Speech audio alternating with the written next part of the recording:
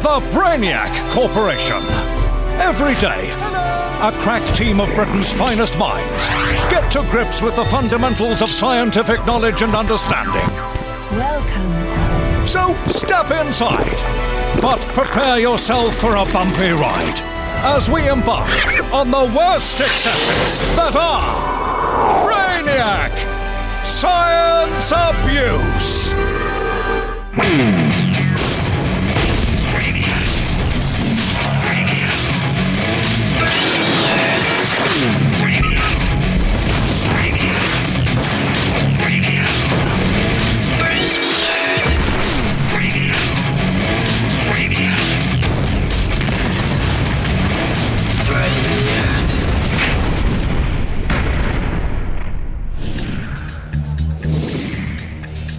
Welcome to Brainiac, an embarrassing wet patch on the trousers of science. The big science tonight. Fire! Can we break the sound barrier? How many pieces of sticky tape does it take to lift a car? And we attempt to launch our biggest ever rocket. But first... Here at Brainiac, we like to ponder some of life's deeper questions. Questions that affect our very lives. Questions that touch our souls. Questions like... Is it possible for a vegetable to break the sound barrier?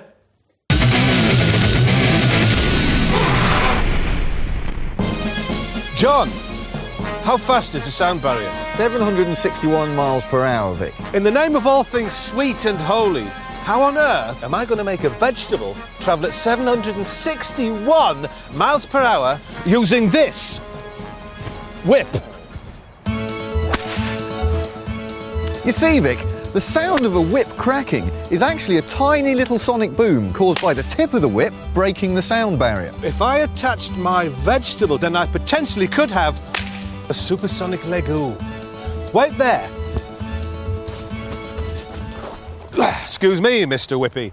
There's only one vegetable that's suitable for this job, and that's a lovely, super sweet, fresh garden pea. A few dabs of all-purpose glue and the pea is ready for the ride of its life. Are you ready, John? I'm ready, Vic. OK, whip. Did you get that, John? Just processing it now. Processed peas. Should have never said that, John. Yeah. Look, you can see here, as the whip is cracked, a wave moving down it. And that wave gets faster as the whip gets lighter and thinner. And it eventually moves so fast that it breaks the sound barrier. That's when we hear the crack. I always thought that the crack was the whip hitting itself. No, it's just the air moving away really fast. The pea broke the sound barrier, but it was destroyed. For success, we want a supersonic vegetable that lives to tell the tale. So it's out with the whip and onto something a bit more advanced.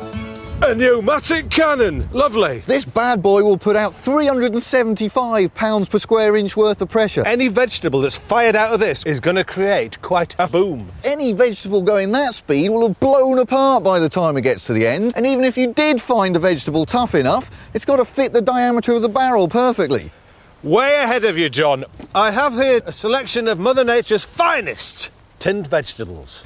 I've got garden peas or petit pois. I've got mushy peas. I've got marifat peas. And I've got, chickpeas for a Middle Eastern flavour. You got anything that isn't peas? Yes, I have. Mixed vegetables. But doesn't that have peas in it? Yes, it does, John. I'll get my camera. Yes, you do that. While John sets up his portable slow-motion equipment, I load a can of petit pois into the barrel. The peas have got a protective full metal jacket, but will they break the sound barrier? John, stand by, because I'm going to fire! Fire! What a bang! A mannequin discovered the hard way that vegetables aren't always good for your health. But was it a sonic boom? The tin of peas travelled 100 metres in less than a quarter of a second, giving us a speed of more than 800 miles per hour, comfortably breaking the sound barrier. Did you hear that, John? Yeah, that was the sonic boom from the shockwave, that's that ring there, created when the supersonic air was pushed out of the barrel of the cannon in front of the tin of peas. You can just see it moving there. So, John, is that definitive proof of a tin of supersonic vegetables? I'd say so. That's the good news. The bad news? Our peas are nowhere to be seen. For a vegetable to survive breaking the sound barrier, we're going to need a whole new approach. What do you make of that?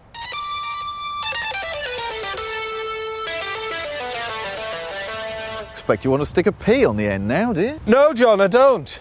Something far more dramatic. Voila! It's a parsnip. A parsnip, John. We're going to fire the root vegetable on a rocket along 400 metres of steel wire. If all goes well, we'll have a sonic boom.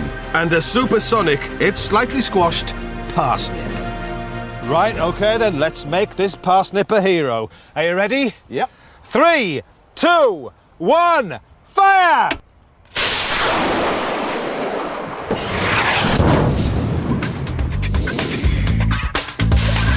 The slow-mo reveals the incredibly powerful thrusters illuminating the ground beneath as the rocket accelerates up to terrifying speeds. A search and rescue team successfully retrieve a piece of the root vegetable. If you listened carefully, you could just make out the sound of a screaming parsnip. But did we get a sonic boom? Well, I'm watching it back here, Vic. I can't see any evidence of that sonic boom. Just a distance over time thing that was going around about 530 miles an hour, so I don't think we broke the sound barrier. We haven't got a supersonic parsnip. No. If you ask me, it was that parsnip on the front. Messed up the aerodynamics. You're blaming the parsnip. You and your obsession with vegetables. Why are you blaming the what's a parsnip? Always blame the parsnip, don't you? John, you've ruined my day once again.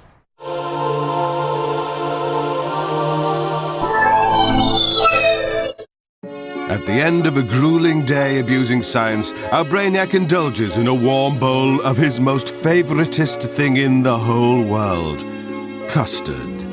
And each night as he drifts off into a custard-induced sleep, his tiny subconscious mind transports him to a magical world. A world of custard dreams. And at the heart of this dream world is a giant pool of custard. Despite clearly being a liquid, custard is a non-Newtonian fluid, which means that if he hits the surface with enough force, he can run across it. But if he doesn't keep moving, he will sink. But what mode of transport will the Brainiac dream about tonight? It's a sack for sack racing. So this is it. One Brainiac against one pool of custard. The moment of truth. Can he make the impossible possible?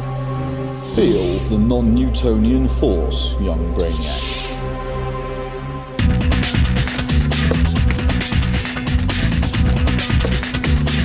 Astounding! He's pulled it out of the bag, quite literally.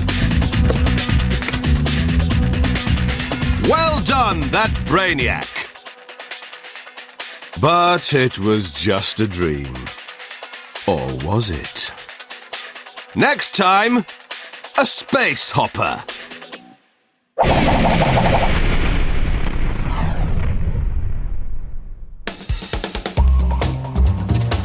In the Brainiac slow motion facility, a small team are devoted to the remarkable line of research we call things, but very slowly.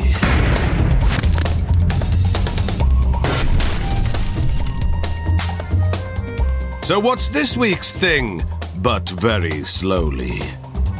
A propane balloon igniting. Normally this is quite interesting to watch. But let's see that again, very slowly. At 4,000 frames per second, the balloon unpeels itself in rubbery ribbons to reveal a shimmering cloud of propane. The gas ignites, sending a wave of flame through the propane, which grows into a ball of fire. After the initial burst, it seems like an eternity before the air mixes with the propane, allowing it to burn like the flaming heart of a nebula. In real time, it takes half a second. a propane balloon igniting. One more thing, but very slowly. Eggs. Nutritious, versatile and delicious. But what if you don't have time to relax and savour their delights? What's the quickest way to eat an egg?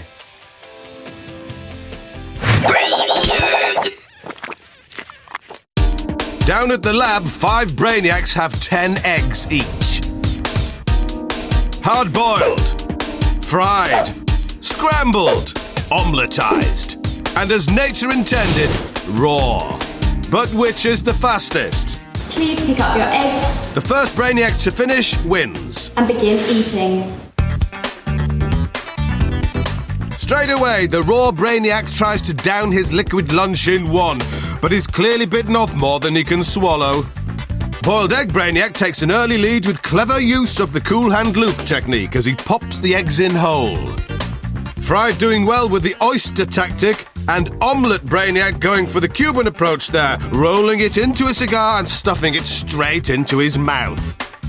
An egg is a hen's ovum, at its heart a yolk in which the chicken embryo grows.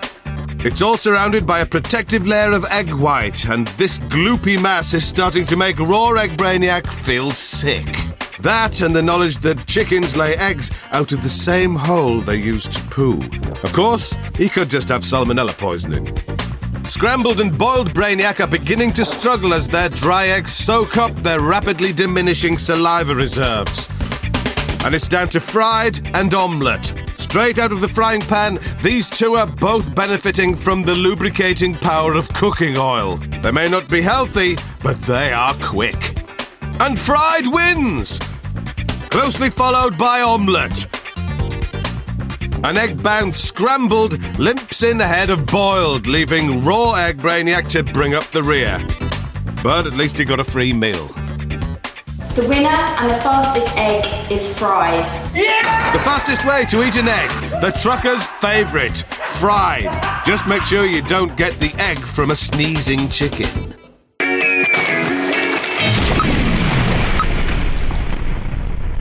Greetings, gas fanciers, and welcome to my weekly webcast, the science phenomenon that is GasBangWallop.com, brought to you by me, Barry Bernard, and my trusty companion there behind the camera, Clive.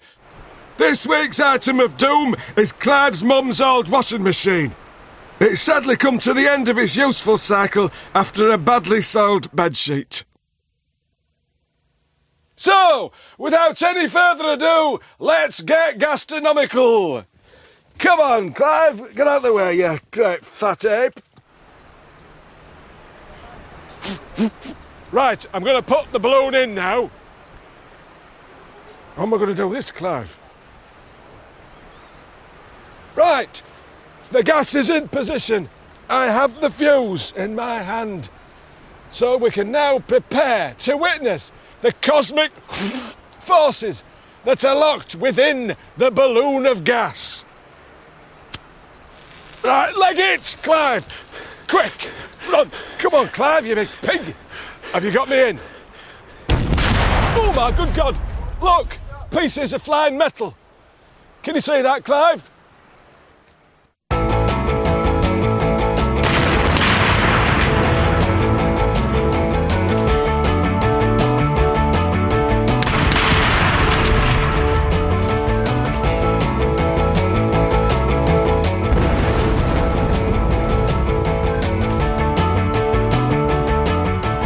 GasBangWallop.com, coming at you with clogs on.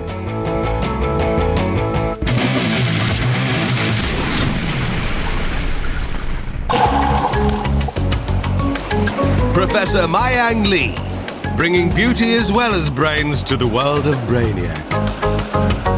Recently, the prof has turned her attentions to the field of fluid dynamics, finding out which objects disappear down the toilet when she flushes.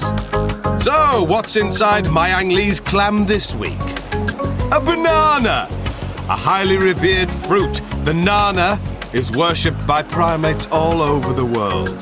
But how will it fare in Mayang's toilet with 20 litres of water cascading upon it? Will it flush or float? Also to come, our biggest ever rocket is ready for liftoff. Is a toy dog lightning proof? And how hard is a bat?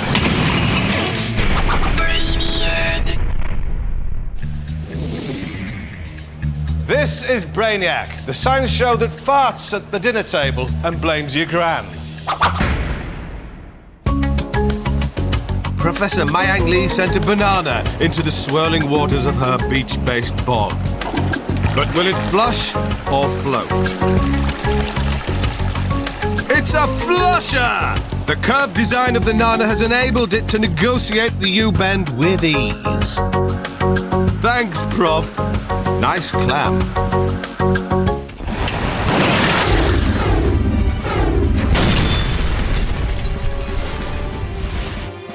In a galaxy far, far away, just off the M25, lies the Brainiac Space Center, boldly pushing the boundaries of rocket science because there's some stuff NASA never tried. Stuff like, can rockets launch a container full of precision instruments to help in the erection of a lunar construction? The rocket, an Excelsior 3 million. The container of precision instruments, a toolbox. The lunar construction, a side return platform on a space station. You've won a medium-sized residential building contract on the moon. But when your labourers took the shuttle ride to work this morning, they forgot their toolbox. This is the biggest rocket we've ever tried to launch from the Brainiac Rocket Research Facility. So big, in fact, that it needs its own launch tower. This rocket will produce 3,000-degree flames and a staggering 1 ton of thrust per second. It's so powerful that we had to clear the local airspace and get military permission for the launch. The world's first rocket-powered tool delivery system. NASA never tried this. Okay, Brainiacs, clear the launch site. Take off in T-minus 28 seconds. Now it's time for those all-important final checks.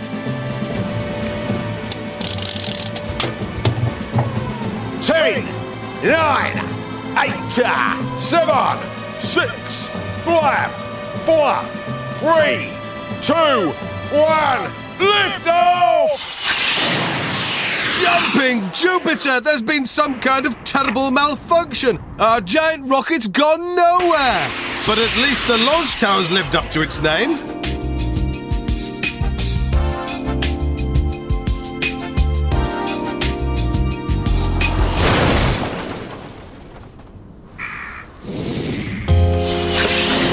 Well, it's not gone quite according to plan, but the launch tower's base, which was designed to keep it stable on the ground, also kept it stable in the air for a smooth and steady flight.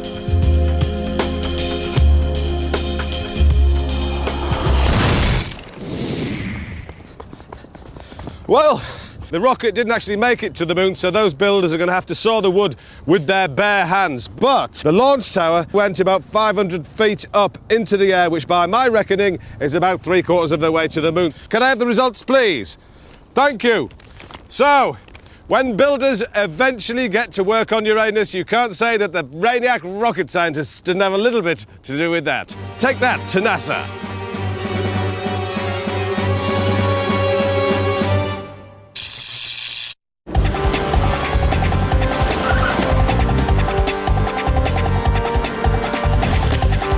There are some experiments that can't be done in a lab. They have to be done undercover.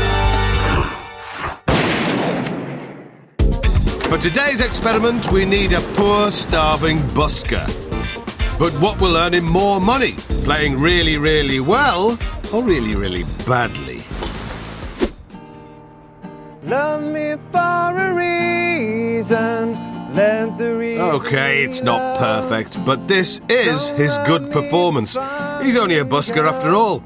And shoppers are quick to show their appreciation in the form of hard cash. For a reason, let the reason be love. 20 minutes later, our busker has earned an impressive total of £5.74. But will he earn more or less money performing badly? Go and you hold me, how you control me. After the initial shock of hearing him sing like a tone-deaf cat being strangled in the back of a van, other emotions begin to kick in. Must be easy for you. To many people, his decision to perform music in public is seen as a brave one, with enthusiasm making up for the lack of talent, and people begin to reward him for his efforts. Don't love me for fun, girl. Let it be the one, girl. His terrible singing is seen as more entertaining than his good performance, and the cash is rolling in. Let the reason be love. Much to the annoyance of this genuine busker. After 20 minutes, he's earned an impressive £8.63. That's £2.89 more than his good performance. So it's official. A bad busker will earn more than a good one. Great news for rubbish buskers, bad news for shoppers.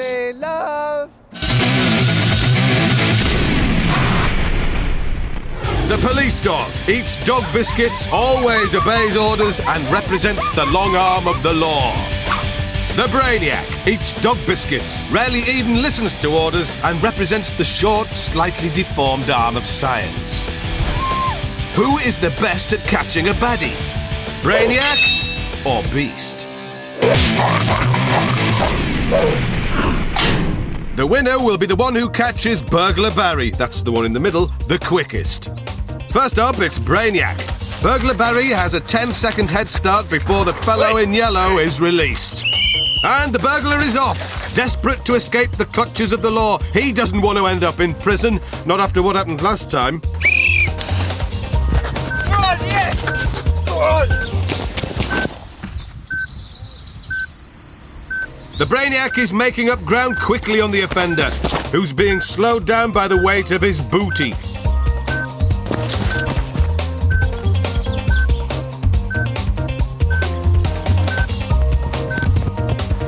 Finally, he's caught up with the burglar and brings him to justice in an impressive 27 seconds.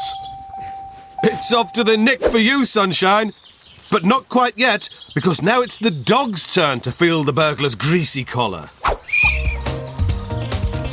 After the customary 10-second head start, the dog is released and the hunt begins. Free to do what it does best, the police dog is catching up fast, thanks to some superb doggy acceleration and a low centre of gravity. And that's it. After just 14 seconds, the burglar is caught in the vice-like grip of the canine copper. In the end, a combination of powerful legs and grippy claws won the day for the police dog. The Brainiac may not be a fast runner, but he's quick to spot a bargain when he sees one. The winner of this week's Brainiac vs. Beast is Beast.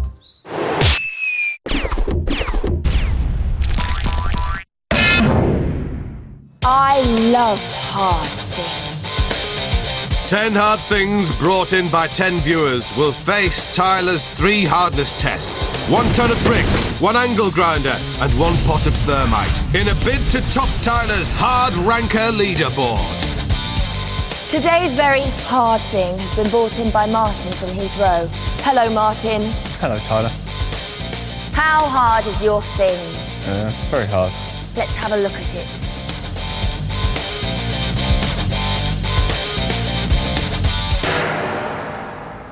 It looks pretty hard. What is it? It's a bath. Is it a bath made from a one-piece stamped steel shell, coated with a heat-fused porcelain enamel? Well, it looks hard, but just how hard is it? The first test is an impact from a ton of bricks. Get 'em up, boys! The steel bath might be able to handle some hard water, but will it hold firm against rock-hard bricks? 3, 2, 1, release!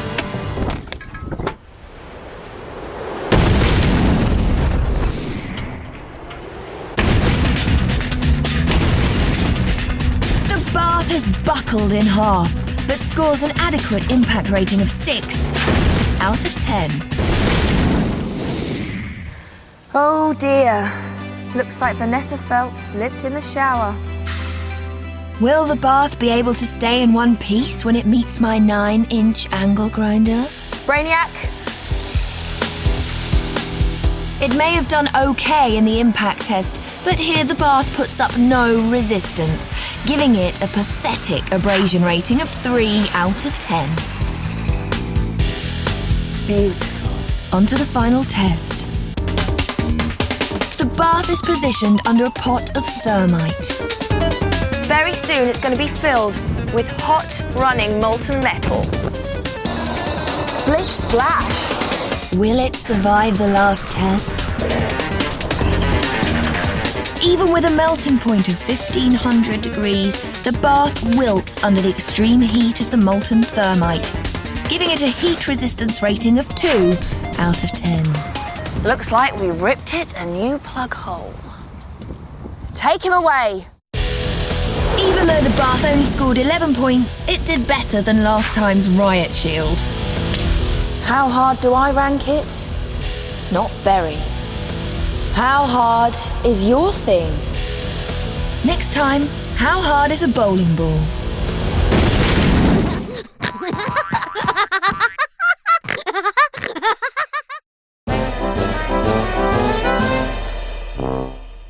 The didgeridoo, the world's oldest wind instrument. Invented in the 1970s by Rolf Harris, the didgeridoo's unique sound is, like Rolf Harris's music, a bit rubbish. But can it be made better with helium, the party gas, the gas that makes everything fun?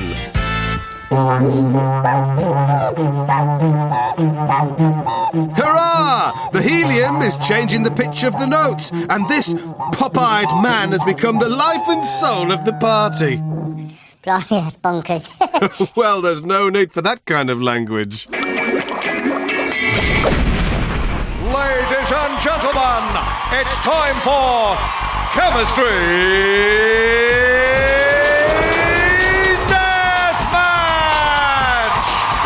featuring Professor John Chemical Kilcoyne and science's biggest loser, Bunhead. Hello, and the last time in round 1, Kilcoyne took the lead with his dog bark sound. But who can produce the biggest bang? Gentlemen, I want a good, clean fight. Now turn to your corners and prepare your chemicals. And the bangs will be prepared inside metal tins. Kilcoyne's filling his with hydrogen gas, or H2. And Bunhead appears to be going for a much larger tin, and by golly, that's not regulation. Inside, he's making his own acetylene gas. And there it is for you chemistry fans. Professor, please produce your bang. And there we are. Kilcoyne lights the hydrogen gas. Looks like it hasn't worked, but right now air is actually entering the tin and oxygen is mixing with the hydrogen. Look at that tin fly! When the hydrogen and oxygen reach a critical mixture, the tin explodes and launches skywards. A splendid bang! And because it's just hydrogen and oxygen burning, the only residue is water. Absolutely smashing. Bunhead, please produce your bang. Can Bunhead's acetylene gas match the Professor's bang? He's certainly giving it a wide berth. Oh my! Utter destruction! The acetylene explodes, ripping the tin apart with an ear-shredding bang. There's no finesse here. Even Bunhead's residue is dirty, producing CO2 as well as water. But it's all about the bang. It's time for the judge's verdict. And it's a unanimous decision for Bunhead. Join us next time when our Titans of Titration will be competing to produce the most foam.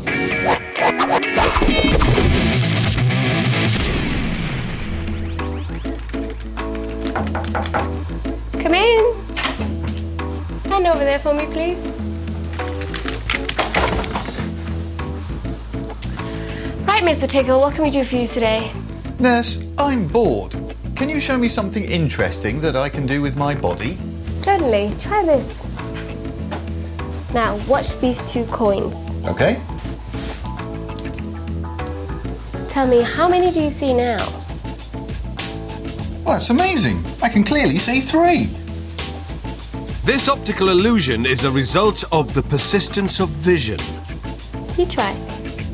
Okay. The first coin leaves you with a brief afterimage, which is reinforced by the second coin, which in turn leaves an afterimage, and so on. The product is a mysterious third coin. Oh, that's really weird. Thanks, Nurse.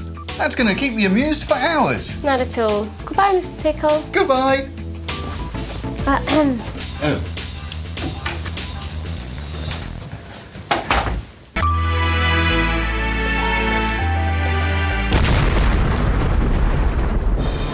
To perform a vital public service in the face of global weather chaos, the Brainiacs have dusted off a deadly piece of equipment.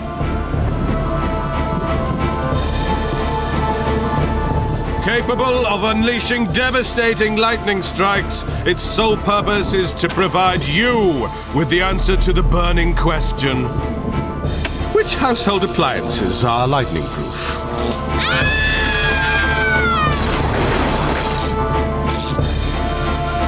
Today, it's a battery-operated fluffy toy dog, which its owner is finding hard to part with. He likes to bark at the moon, but let's see if our storm will silence his yaps. Is he lightning-proof? Strike after strike are having no effect on the plucky terrier. Yes!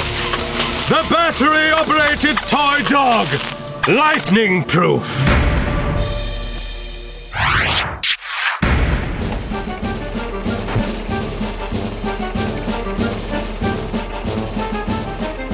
Hello, it's liquid oxygen time. Very special. Today, we will see what happens to romantic candle. Ursula, please bring romantic candle. My beautiful Ursula awards me romantic candle featuring 2 naked couple. She is so beautiful and strong, like male kangaroo and Bruce Willis rolled into one ball. First, I burned romantic candle with oxygen in air. Ladies' bottom melt like melted cheese over turnip. But what happens when I place romantic candle in liquid oxygen?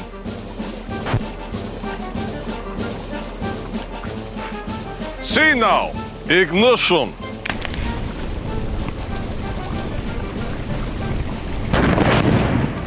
Candle is lit and wax drip onto liquid oxygen. Then, kaboom! Liquid oxygen make wax burn so ferocious it explode, and lovers erupt. Couple lie dead in pool of filthy residue, and romance is over. Liquid oxygen! It's a miracle!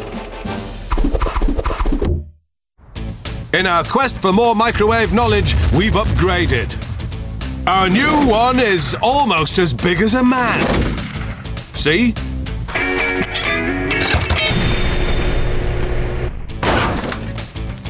Hey, you! Stop! The following experiment is dangerous. Do not try this at home. You know it makes sense. What happens if you put a pencil in a big microwave? Just pop it on full power and get out of there as fast as your legs will carry you. But what will happen next? Will the pencil A, fire sparks, B, glow, or C, Uganda? Also to come, how many strands of sticky tape does it take to lift a car? Some cheerleaders get a shock. And which celebrity will be evicted from stars in their caravans? Brainiac. This is Brainiac, the show that taught science how to swim by chucking it in at the deep end. We asked you what would happen to a pencil in a big microwave. The correct answer is A. It fires sparks.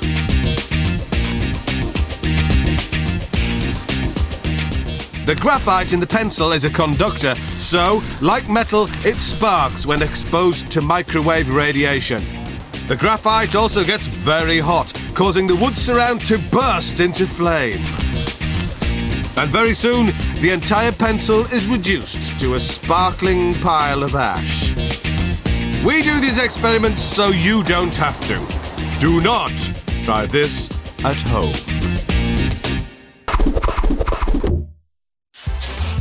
Sticky tape, the all-rounder of the adhesive world. Good for sticking paper, parcels, and many, many other things.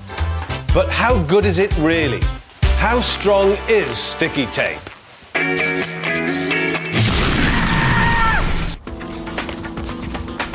This is one of the heaviest cars in the world, as well as one of the reddest. And we're going to attempt to lift it by the stickiness of sticky tape. Applied to the side of the car. Not underneath, only to the side. And if you're in any doubts, that is the side. Apply the sticky tape. To find out how sticky tape is, we're going to try and lift the car with as few strands as possible. The pressure-sensitive adhesive coating on the tape will be battling against 1.5 tons of car and the force of gravity. Just at the sides. Our first attempt will use only 50 strands. It's a starting point, but frankly, I don't hold out too much hope. Brainiacs, you may leave. So there we are. 50 pieces of sticky tape attached only to the side of a car. Can we lift it? Hoist merchant, begin the hoist. Take the strain. And up it goes, and it's lifting. I can feel the tension mounting in the sticky tape. It's stretching, it's stretching. There's a slight amount of lifting going on at the back of the car. The car's off the ground. The back of the car is off the ground. Can it lift the front end of the car? It is a very, very exciting moment. The back of the car lifting a lot more than the front. In fact, the front is still on the ground, but that sellotape seems to be holding very firmly. I'm going to stand back a little bit at this point. And there it goes. Oh! That's only 50 strands, sticky enough to raise the back end for just enough time to get in there and change the exhaust. So if that's enough to lift half a car, maybe 100 will lift it all. OK, Brainiac, you can stop sticking. Thank you. That's it. Thank you, I said thank you.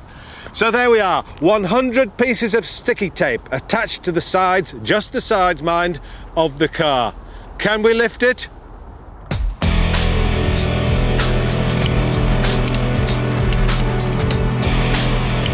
So it's sticky tape versus car round 2, and already the strain is showing as the 100 strands cling on and the back end rises once more. But will it stay stuck? Swinging round in a westerly direction. We're back off. We're off the ground about 18 inches at the back, and the front end's off. We're off the ground. Take a look at that. The whole car off the ground. That's 100 pieces of sticky tape. How high can we take this vehicle? I'm going to get out of the way. So there you have it. How sticky is sticky tape? Well, it's sticky enough that with just 100 strands, you can lift a car forever and ever and ever and ever and ever and ever and ever and ever and ever and ever, about 40 metres. Unfortunately, it'll take a lot more than 100 strands to stick it back together again.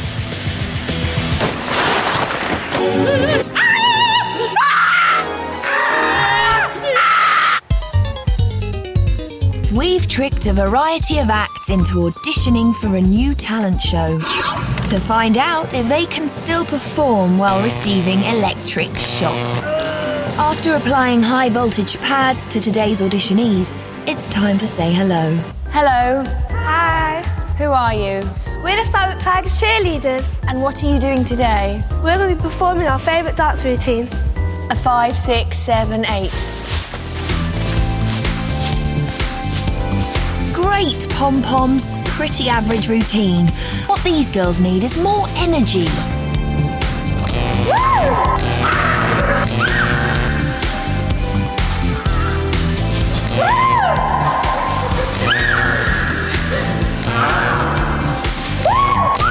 The high voltage causes involuntary contractions to their dancing muscles, interrupting their routine and leaving them incapable of cheering on anyone.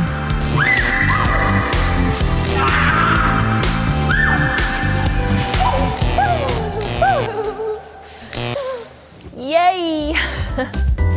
Off you go then. Next time, do you like mime artists? No, me neither. 47-second science. Big science questions answered in bite-sized chunks. Today, can you colour in a whole Brainiac with a felt-tip pen before the ink runs out? In the James Bond film Goldfinger, a lady died after being covered in gold paint because her skin couldn't breathe. Fortunately, in real life, breathing is only performed by the lungs and the Brainiac is not at risk of suffocation. Although he does risk absorbing the ink's toxins and subsequent death by blood poisoning. To colour in a whole Brainiac, there must be enough ink to cover all his skin, which has a surface area of about 2 meters squared, making it the largest organ on his body. Not that there's much competition. Finding the answers to science's biggest questions requires an unflinching commitment to the cause, and today is no exception.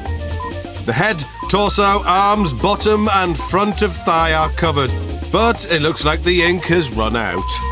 So there you go, conclusive proof. A felt-tip pen will not colour in a whole Brainiac. It'll only give him around 74% coverage. 47-second science. Big science questions answered in bite-sized chunks.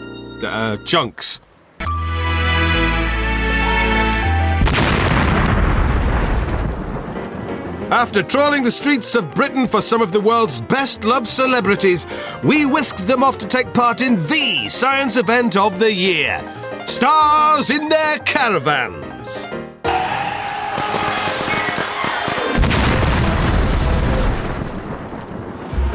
Ladies and gentlemen, welcome to Stars in Their Caravans with your hosts, Dolly Boy and Dolly Girl.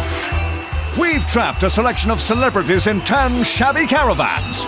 The desperate stars can only leave when their name is randomly selected and their caravan destroyed. It's week 2, and the boredom of caravan confinement is beginning to set in. Abby Titmus has resorted to reading the dictionary and is currently enjoying a particularly pleasurable entry. But who will the Ofcom regulated arrow of destiny choose today? It's time to select a celeb. Who's it gonna be? Well, fancy that. Tough luck, Keely Hazel. Knock, knock, Gail Porter. We're letting you go just as soon as you've played Long Fuse, Short Fuse. Gail, inside your caravan is one of your treasured possessions. Would you like to tell us what it is? It's my Persian collector's figurine lamp. Well, your lamp is now sitting next to Super Brainiac Semtex. We're about to ask you a science question. Get it right, and we'll light the long fuse, giving you a chance to save your lamp. Get it wrong, and it's the short fuse, and bye-bye, little light. Okay, here's your science question. The cosmological constant lambda appears in Einstein's modified field equation. Astronomical observations imply the constant cannot exceed 10 to the minus x. But what is the value of x?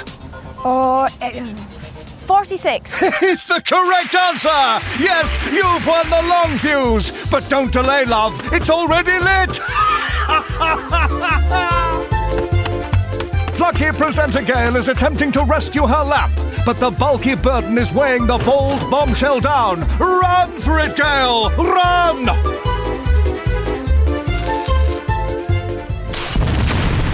And there he blows! Semtex is named after the Czech town Semtin, where it was first made. It's a potent high explosive, essential when you need to blow a caravan to smithereens. It's a shame about that lamp, Gale, but unlike our other celebrities, at least you're free to go. Thanks for playing stars in their caravans. Thanks, Brainiac. What a girl!